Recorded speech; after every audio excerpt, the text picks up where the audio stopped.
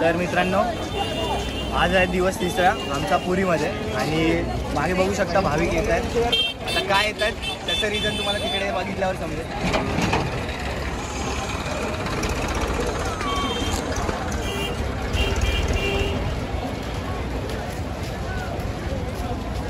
हेच ते 3 रथ आहे. ही जगातील सगळ्यात मोठी रथयात्रा असणार आहे. आणि तुम्ही बघू शकता वरती मंदिर पण दिसतं. ते 3 रथ आहेत. आता आम्ही महाराष्ट्रातून आलं त्यामुळे आपला वारकरी संप्रदायाचा हा असा पोशाख आहे. फक्त वारकरी टोपी नाही आपल्याकडे. आम्ही घालून आलो कुर्ता आणि पायजामा. तुम्हाला वाटत असेल की मी काय नाही घातला तर थोडे इश्यू झाले आहेत आमचे, पण ठीक आहे. पण घातला वारकरी टोपी पण आहे आमच्याकडे. आणि आता पुढे जाऊन आम्ही रथ ओढायचा ट्राय करतो आणि तुम्हाला सगळे सिनेमॅटिक्स चांगल्या प्रकारे दाखवण्याचा प्रयत्न करतो. मागे बघू शकता बलरामांचा रथ आहे. खूप सारे लोक आहेत. आम्ही तो रथ बघितला आणि पुढे आलो. आता इकडे मागे बघा, बहिणीचा रथ आहे त्यांच्या, सुभद्राचा. हा रथ आहे, हा सुभद्राचा आहे. आणि त्याच्या मागे आपण पुढे जाऊ ना तर जगन्नाथाचा रथ म्हणजे श्रीकृष्णांचा रथ भेटेल. तर तो पण आपण बघू. ठीक आहे.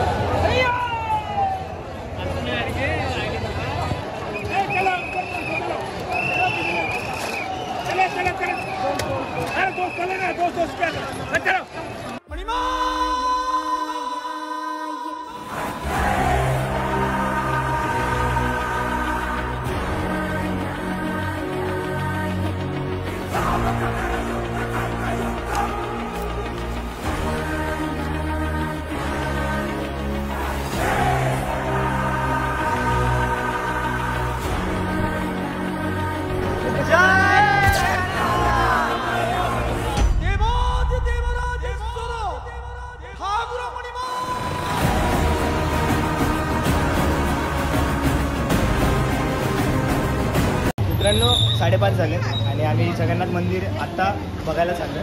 कारण रथयात्रा होती ती 10 ते 12 म्हणजे 10-12 या आसपास चालू झाली आणि संपली 1-1:30 वाजेपर्यंत. मग आम्ही ते सगळं करून आता जगन्नाथ मंदिर बघायला चाललो आणि जस्ट आपल्या समोरच जगन्नाथ मंदिर बघू शकतो.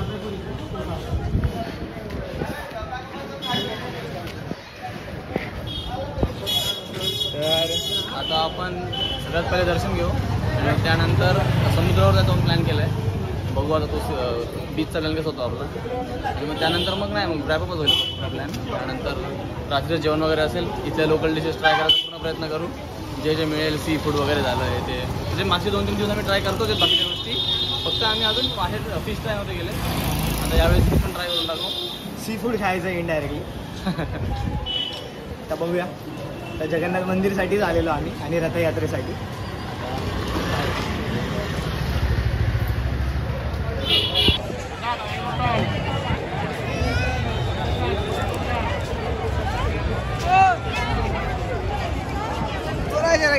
तर मित्रांनो आता आपण जगन्नाथ मंदिराच्या बाहेर आहे आणि मंदिराचा घुमट बघू शकता.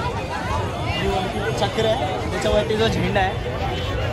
तर असं बोललं जातं की हवा जर ह्या साईडला म्हणजे मी बघतो त्या साईडला चालत असेल तर तो जो झेंड्याचा डायरेक्शन आहे त्या विरुद्ध दिशेला असेल. तर तुम्ही बघू शकता हवा तिकडे चालू आहे आणि त्या साईडला त्या दिशेने त्याचं डायरेक्शन आहे. आणि इथे 3 मूर्त्या असतात, बलराम, सुभद्रा आणि कृष्णाची म्हणजे जगन्नाथाची. तर सकाळी आपण रथ जाताना बघितले 3 रथांना आपण खेचायला पण मदत केली.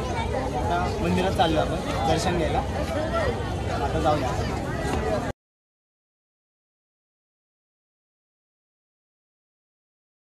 हा ब्लॉग तुम्हाला कसा वाटला हे नक्की मला कमेंटमध्ये कळवा. माझा पूर्ण एक्सपिरियन्स रथयात्रेचा खूप छान होता.